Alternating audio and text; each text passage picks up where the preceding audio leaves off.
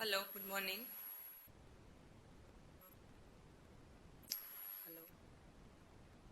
I am Dr. Daksha Chavda from Radiology Department. I am going to take a lecture of role of imaging in fractures.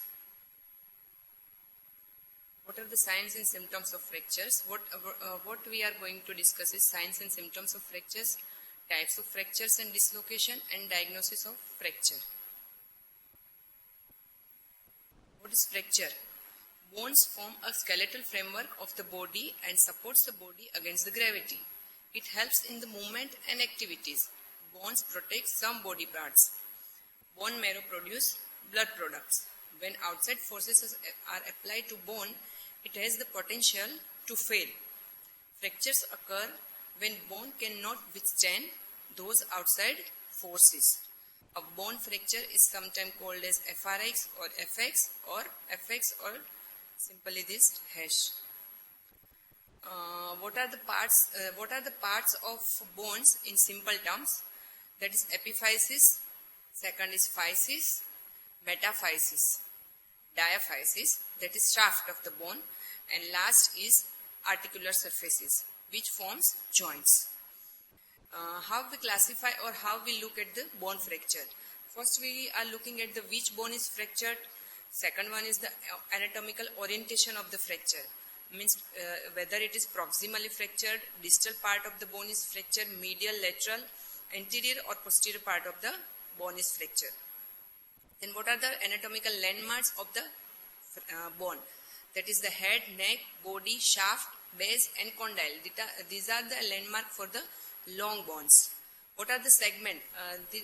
These are the segments which I show you in the picture. These are epiphysis, then physis, metaphysis and diaphysis, that is the shaft of the long bone.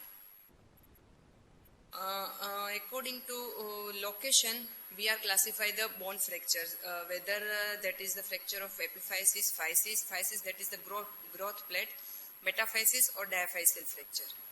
What are the signs and symptoms of the fracture? Simply, if we are described simply, that are the pain and tenderness at the site of the fracture, loss of function, means there is loss of movement and loss of mobility, wound. There is some deformity if we are not going to treat or we are not taking care of that part a long time, then it is going to be deformed. Unnatural movement, the disturbance of the natural movement, shock and swelling and bruising. How we diagnose the bone fractures? First, we are taking X-ray of the injured area. Mostly we are diagnosing every fracture in the X-ray, but sometimes fractures are difficult to see in the X-ray, so we are going to perform CT scan or sometimes MRI. If fracture is not seen and some soft tissue injury is there, some swelling is there, then definitely we have to go for MRI. Otherwise, CT scan is best for bones and diagnosis of fracture. What are the types of the fractures? There are two types, complete fracture and incomplete fracture. What is complete fracture? Bone is completely broken into two or more fragments. These are the types of the complete fracture, that is transverse fracture, oblique fracture, spiral, impacted, comminuted fracture or segmental fracture. Which are the types of incomplete fracture and what is incomplete fracture? If bone is incompletely divided and the periosteum remains in continuity. What is periosteum? Periosteum is the covering of the bone. If it is continuous but underlying bone is fractured, then it is called as incomplete fracture. Which are the types of incomplete fracture? That are the green stick fracture, torus fracture, stress fracture and compression fracture. Look at this picture. These are the types of the complete fractures. Proximal, middle and distal part. Transverse fracture means cutting the bone in between transversely. What is spiral? Spiral, obliquely. Oblique is almost same as spiral. But in spiral fracture, bone fragment is twisted. What is comminuted fracture? If more than one fragment is seen, that is called as comminuted fracture. And segmental, two or three fracture fragments are there at different levels. These are the incomplete fractures. This is the green stick fracture and torus fracture, in which periosteum of the bone remains intact. And compression fracture, it occurs most commonly in the vertebral body only. Another type of the fracture is the open fracture. What is open fracture? An open fracture is a broken bone that penetrates the skin. If bone is coming out of the skin, then it is called as the open fracture. This is an important distinction because when a broken bone penetrates the skin, there is a need for immediate treatment. And an operation is often required to clean the area of the fracture. The risk of infection are more at the site of the open fracture because that part is open to the environment associated with healing and when a fracture is open. What is comminuted fracture? A comminuted fracture is fracture in which bone breaks into more than two fragments.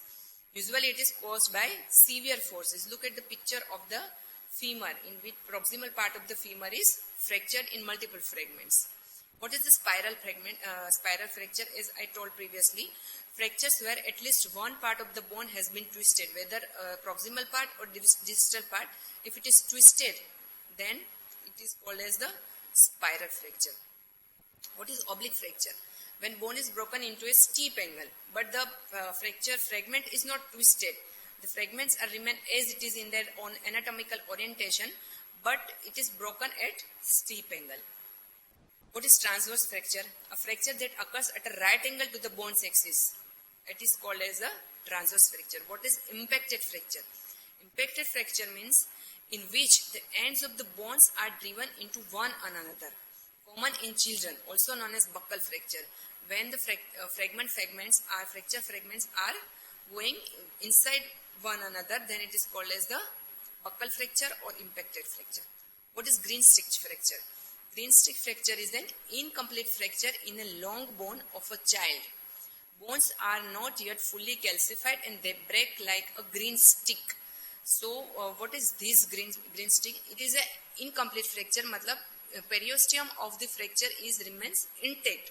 It is most common in the child and when bones are not properly calcified. So, periosteum of the bone remains intact and part of the bone is fractured inside the periosteum. What is the compression fracture? Compression fracture occurs mostly in the vertebral body. When the front portion of the vertebra in the spine collapses due to osteoporosis, or it may be due to some trauma which causes bones to become brittle and susceptible to fracture with or without trauma. If there is osteoporosis, then bones become brittle and susceptible to fracture. Then if it is minor trauma, then it also causes compression fracture.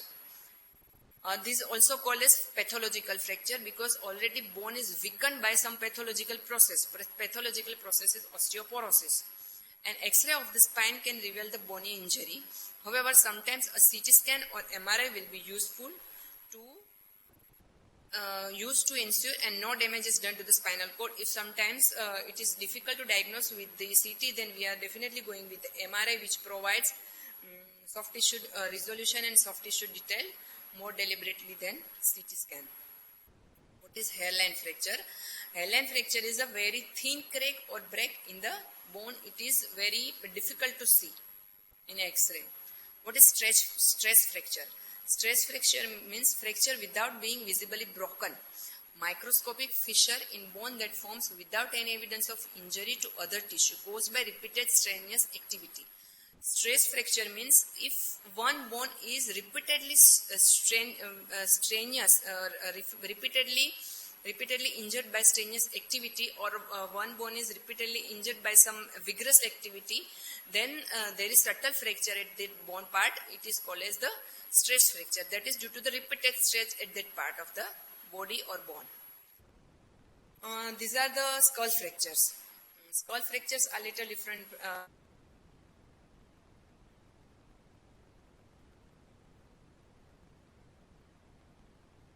And sutures at the skull. Now, how we differentiate between fracture and suture? What is fracture? If it is greater than 3 mm in the width, then it is fracture. If it is suture, then it is less than 2 mm in the width. What is the fracture?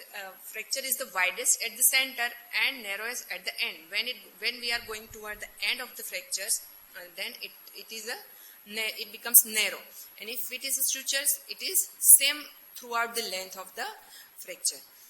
Then fracture runs both the outer and inner table of the bone, whereas sutures are lighter on the X-rays compared to the fracture line. Fracture lines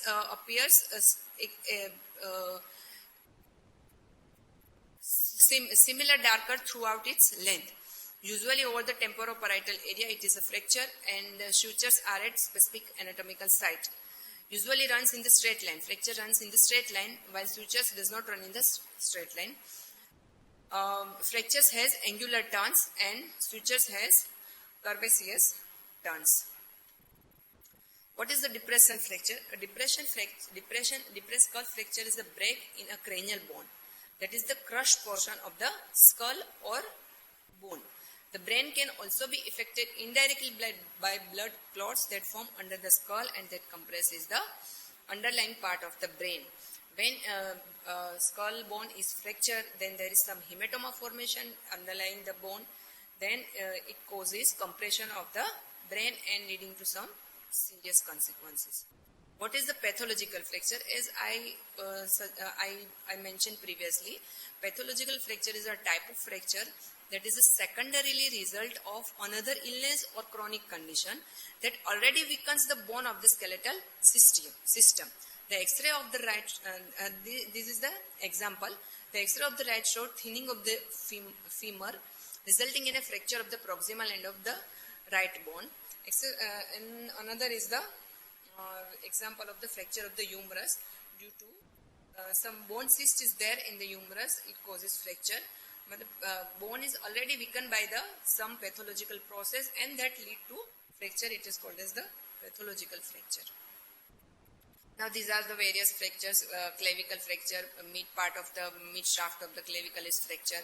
These are the different wrist fractures of the wrist. Usually plain radiography is sufficient to describe the fracture of the wrist, and if CT and MRI when we need it, if it is subtle fracture not visualized on plain radiograph, or if to see any intra-articular extension is there, to see whether the joint movement is restricted or not, to look for the soft tissue details, especially we are doing MRI. What is Cullis and Smith fracture? These are the fractures of the wrist, just above the wrist. What is Cullis fracture? Cullis fracture occurs at the end of the radius. Smith fracture is also occur at the end of the radius. But how we differentiate Cullis from the Smith? Cullis fracture is described by Abraham Cullis in 1814. It is not just fracture lower end of the radius, but a fracture dislocation of the radio-ulnar joint. It is a fracture of the radius associated with the radio-ulnar dislocation. It is occurred 2.5 cm above the lower end of the radius, above the distal end of the radius. What is Smith fracture? Also sometimes known as the reverse Cullis fracture, is a fracture of the distal radius. It is caused by a direct blow to the dorsal forearm or falling into the flexed wrist, as opposed to the Cullis fracture which occurs on the falling onto the wrist on extension. In Cullis fracture, if somebody is fall with the hand in the extension, then it causes Cullis fracture. And if it is in a flexion, then it causes Smith fracture. And Cullis fracture, that is also a radio-ulnar dislocation. These are the examples and photos of the Cullis and Smith fracture. This is the pictures of the scaphoid fracture, scaphoid bone fracture. These are the MRI images and X-ray images of the scaphoid fracture. Then this is the hoop of Hammett fracture. These are the wrist bones, and these are the CT images of the hoop of Hammett fracture. These are the ankle fractures. What is Salter-Harris classification of the fracture? Salter-Harris classification occurs most commonly in the children when the growth plate is not fused. Salter-Harris in which Salter stands for S, slipped growth plate, that is a type 1. A stands for above the fracture line, above the growth plate, that is the A. L means the fracture line is lower than the growth plate, that is the type 3. T stands for fracture line passing through the growth plate, the fracture through the growth plate including the epiphysis and metaphysis both. And 5 is for the growth plate is almost ruined. This is the pictures of the Salter-Harris fracture. Salter-Harris type 4. These are the Salter-Harris fracture but ankle fracture. These are the fractures of the femur. These are the fracture of the head and neck of the femur. A fracture of the X-ray revealing a right side Pipkin 4 femoral head fracture and associated posterior acetabular fracture. Acetabular का fracture है और femur का भी fracture है. What is a fat plane sign and joint effusion? Fat plane sign and joint effusion is very important to diagnose fracture. Normally, if these signs are clinically important, when sometimes fracture line is not visible and we have to diagnose clinically, then these signs are very important. Normally on a lateral view of the elbow flex in 19 degree, a fat pad is seen on the anterior aspect of the joint. This is normal fat located in the joint capsule. On the posterior side, no fat pad is seen, since the posterior fat is located within the deep intercondylar fossa. Okay, if a positive fat pad sign is not present in a child, significant intra-articular injury is unlikely. Means if fat pad sign is negative and still fracture is there, then it rules out the intra-articular injury. A visible fat plane sign without the demonstration of a fracture should be regarded as a occult fracture. Sometimes it happens that we are not seeing or we are not diagnosed fracture on the X-ray, but if positive fat sign is present, then definitely that is some hairline crack is there and it causes some intra-articular problem or intra-articular extension. These are the X-rays. In first X-ray, we are seeing no visible fracture, but fat pad sign is positive. In second, also we are not seeing fracture in first X-ray, but we have to think occult fracture because of the positive fat plane sign. This is the MRI pictures of the elbow joint. These are the fracture of the patella, fracture of the knee. Transverse fracture of the patella. This is the pictures of the fracture of the tibial plateau. Where tibial plateau is situated, it is situated at the knee joint between the both of the tibial fossa, between the both tibial fossa. These are the fractures of the tibia. CT scan before spanning external fixation. Note the difficulty in interpretation of the CT due to overlapping femoral condyle. CT scan after spanning external rotation, tibia is out to length and femoral condyle does not interfere with the interpretation of the fracture configuration. What is the double PCL sign? It is a MRI. Double PCL sign is a MRI sign. It appears on the sagittal MRI images of the knee when a bucket handle tear of the medial meniscus occurs. So it causes double PCL sign. It is most commonly present in most patients. 80% of the cases, bucket handle, this double PCL sign is present in bucket handle tear of the medial meniscus. These are the MRI images of the medial collateral ligament. Which are the types of the medial collateral ligament tear? These are the grade 1, grade 2. What is the grade 1? That is the minor sprain. Grade 2 is the severe sprain or partial tear. And grade 3 is the complete disruption of the ligament. This is the X-ray and the MRI of the knee joint, in which some loose body is seen at the seen as the knee joint just behind the patella. These are some pictures of the humeral fracture which are seen in the X-ray. Then the second one is the first one is the axial view. Second one is the different view of the axilla for the humerus fracture. And these are the CT images. These are the trauma to the shoulder, and these are the MRI images of the shoulder trauma. How bone healing, how fractures are going to heal? There are the two types: primary fracture healing and secondary fracture healing. How primary fracture healing occur? Primary fracture healing refers to fracture treated operatively without callus formation. Means primary fracture healing occur when before the callus formation is occur, we are going to fix the fracture fragment. What is the secondary fracture healing? Secondary fracture healing refers to fractures treated non-operatively with the formation of callus and no disturbance of hematoma. That is the when we are giving immobilization to the fracture part, then there is automatic formation of the callus, and first there is formation of hematoma, and there is the repair and healing process occur. B is the fracture operated without disturbance of the hematoma, or if orthopedician is doing operation of the this fracture site, but no disturbance of the hematoma. What are the fractures? Fractures is affect the bone healing. These are the age. Fracture unites faster in the children. Types of the bone: faster union in the flat and cancellous bone, because there is less mobilization in the flat bone naturally. Pattern of the fracture: spiral fracture unite more speedily than the oblique, than the transverse, and the communicated fracture are the tough to unite.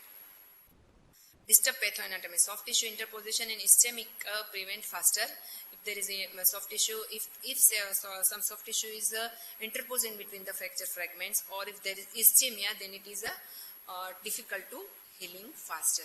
Type of the reduction: that is the good apposition of fracture result in faster healing. Immobilization depends on the fracture site. Fracture ribs or scapula do not require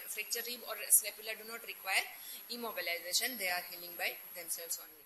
What is open fracture? Fracture go into the delayed union and non-union, because in open fracture, fractures are open to the environment, so there are more chances of getting infection. So it causes either it is delayed union or non-union, or it may also causes malunion. Matlab, the fractures are united and not at the site where they are actually fractured, but at nearby some site. Compression of the fracture site, enhancing union and primary bone healing. These are the stages of healing. Stage 1 is the destruction and hematoma formation. It is last for 7 days. Blood leaks out of the torn vessels and forms a hematoma between and around the fracture. Periosteum and local soft tissues are stripped off. Ischemic necrosis: death of some osteocytes with sensitization of the remaining tissues occur. Stage 2 is the inflammation and cellular proliferation or granulation tissue. That is last for 2 to 3 weeks. Precursor cells form cells that differentiate and organize to provide vessels, fibroblasts and osteoblasts, etc. Soft granulation tissue formed in between fracture fragments, providing encourage to fracture, and hematoma is slowly absorbed and going to heal. Stage 3 is the callus formation. It lasts for 4 to 12 weeks. Granulation tissue differentiate and creates osteoblasts lying down intercellular matrix impregnated with calcium salts. Formation of the callus or woven bone provides good strength to the fracture, decreasing the movements at the fracture site and causes union in about 4 weeks. And fourth is remodeling. Takes almost 1 to 4 years for the bone to become strong enough to carry weight. With continuing osteoclastic and osteoblastic activities, the woven bone gets transformed into lamellar bone. Osteoblasts fill in the remaining gap between the new bone and the fragments to strengthen the bone. This is the modeling stage 5. Modeling stage, where the bone is gradually strengthened. Sharpening of the cortices occurs at the endosteal and periosteal surfaces. All these occur when the person starts resuming his routine activities, that is bearing weight and muscle forces.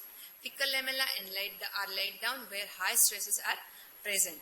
Unwanted buttresses are carved away and medullary problem is causes. These are the pictures of the callus formation. 3 patients with the femoral sharp fractures. Bone A, B, both are 6 weeks after fixation. A, the constant nail fixed, tightly preventing movement, and there is no callus. B, the nail is fitted loosely, permitting some movement, and so there is callus.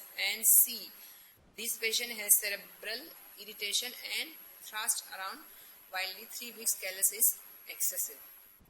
This is the pictures of the fracture repair. This is the healing by direct union. That is, formation of callus requires stimulus from the movement.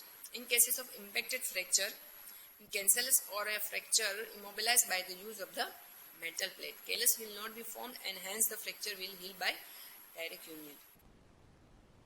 Osteoblastic new bone formation occurs directly between the fracture fragments. New capillaries and osteoprogenitor cells grow in from the edges and lay down new bone on the exposed surfaces. Gap healing. Lamellar bone is produced in the narrow crevices, while woven bone is produced in the wider gaps, which is then remodeled into lamellar bone. Fourth is penetration and bridging of the fracture by osteoclast and osteoblasts in 3 to 4 weeks. Fifth is intimacy of the contact surfaces lead to internal bridging without intermediate stages or contact healing. Thank you.